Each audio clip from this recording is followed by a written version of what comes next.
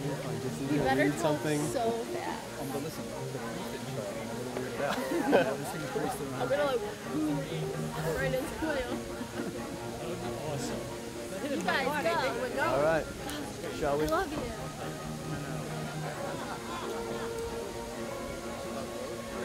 Yeah, it kept putting in foliage.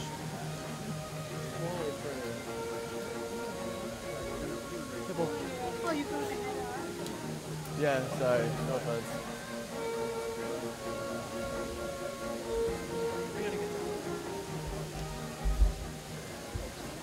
Change it.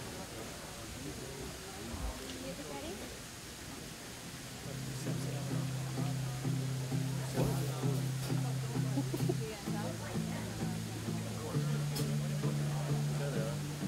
Oh, he's gonna see it.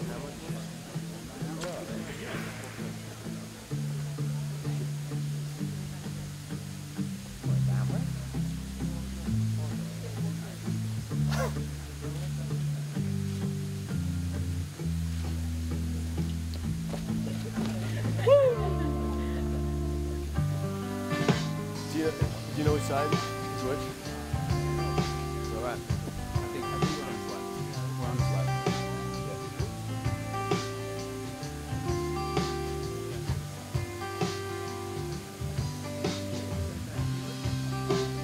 I don't really know if it's fine.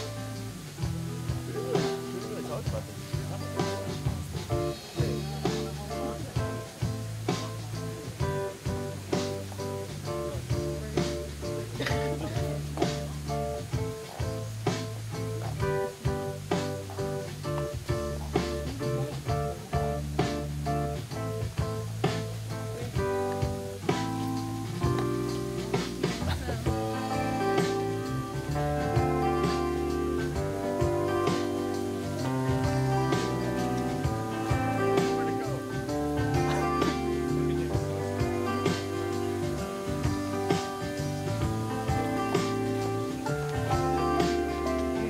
Dan, Missy's gonna go on that side.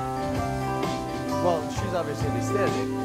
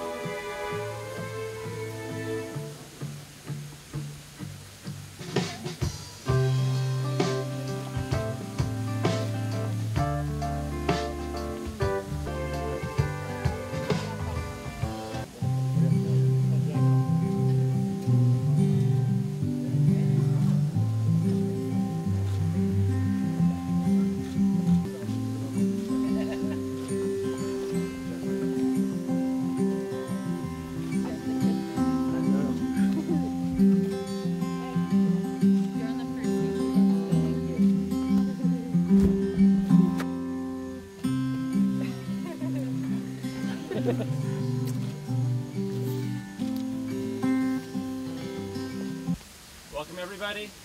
Please be seated. Is that on?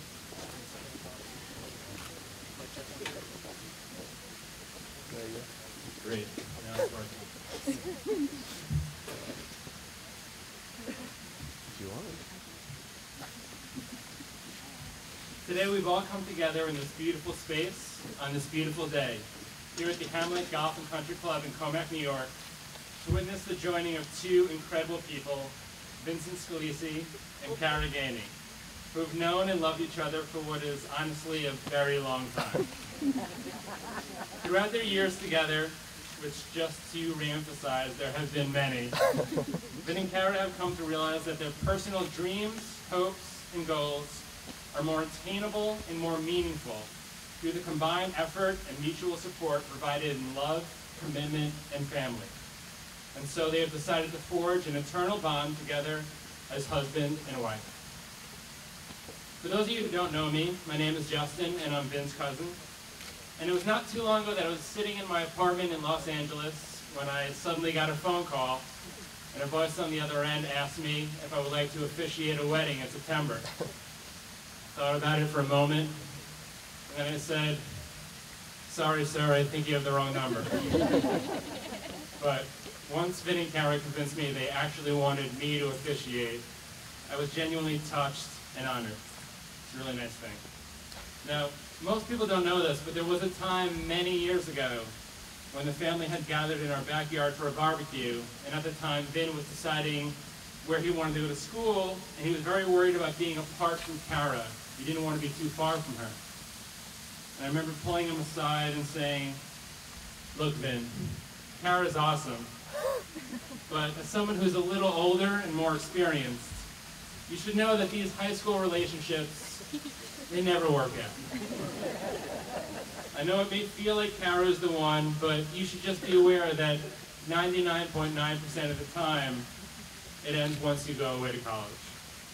So I think part of their decision to choose me to officiate was an elaborate way for me to eat crow in the most public way possible. In all seriousness, the fact that Vin and Kara stand before us today is a testament to just how enduring their bond truly is. They grew up on the same block, went to the same school, and even shared the same bus stop. That is, when Vin wasn't running late and making the bus pick him up in front of the house while everyone else had to wait outside in the rain. Kara remembers playing kickball with Vin's sister and the neighborhood kids. And when Vin would come to get Allison for dinner, she always thought he was cute, even as he was rocking a serious mushroom cut. Little did she know that even this was a huge step above the eventual ponytail. Mom. As they got a little older, Vin and Kara started hanging out on almost a daily basis, just the two of them. Vin would often put on Batman or wrestling, and yet somehow Kara still thought to herself, "I like this guy." And I think that even from the beginning, one thing that really drew Kara to Vin was his willingness to always be himself, never worry about what others might think, to always follow his dreams, no matter the obstacles or the odds, and to always believe in himself.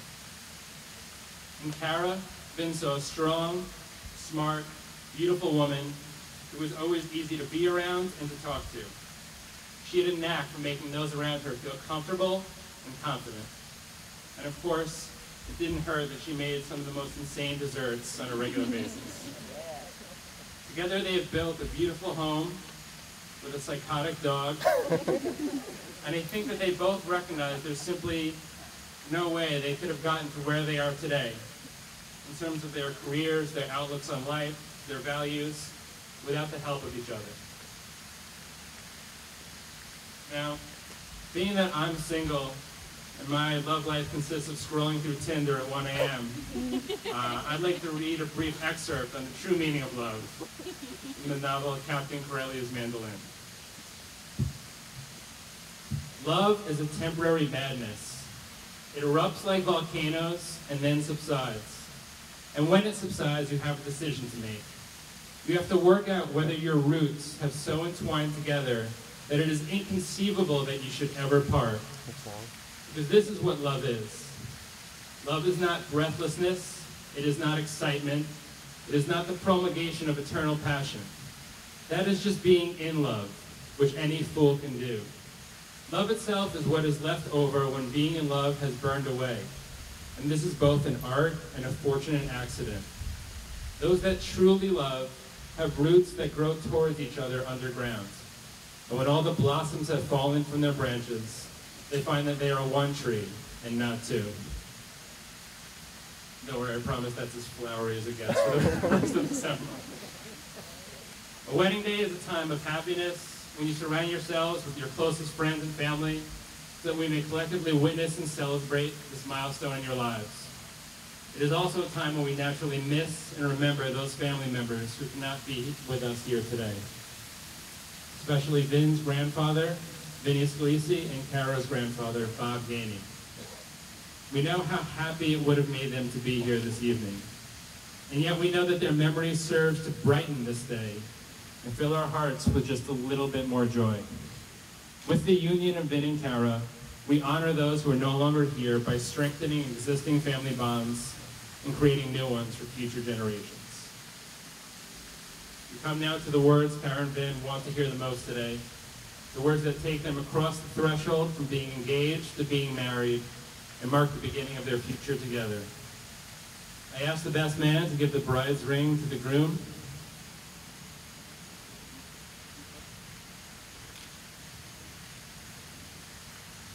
Then please place the ring on Kara's finger as you recite the vows that you have written. Oh, thank you.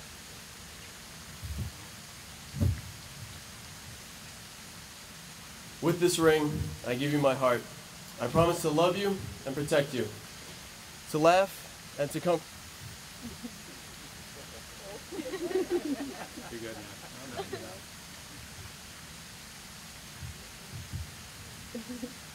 To laugh with you and to comfort you. I promise that no matter what obstacles we face, we will face them together. I promise to cherish you as I always have and always will. I am yours with my whole heart, my whole life.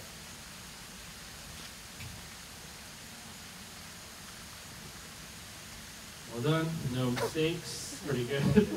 And now it's the best man to give the groom's ring to the bride, Kara. Kara, please place the ring on Vin's finger and recite the vows whenever you're ready.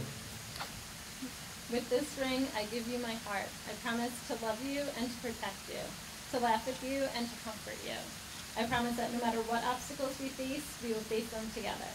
I promise to cherish you as I always have and always will. I'm yours with my whole heart for my whole life. Great. You guys went 2 for 2.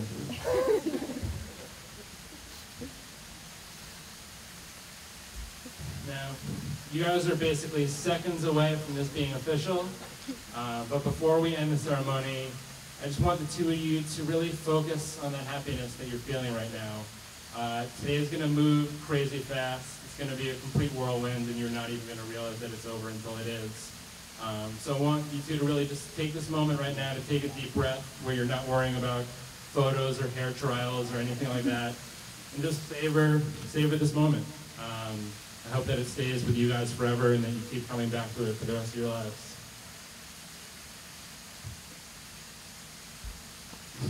Kara looks like she's sufficiently savored.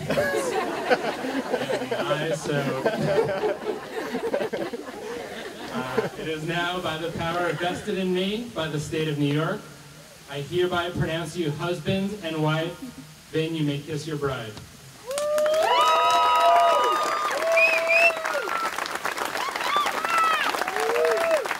Ladies and gentlemen, for the first time ever, Mr. and Mrs. Scalisi.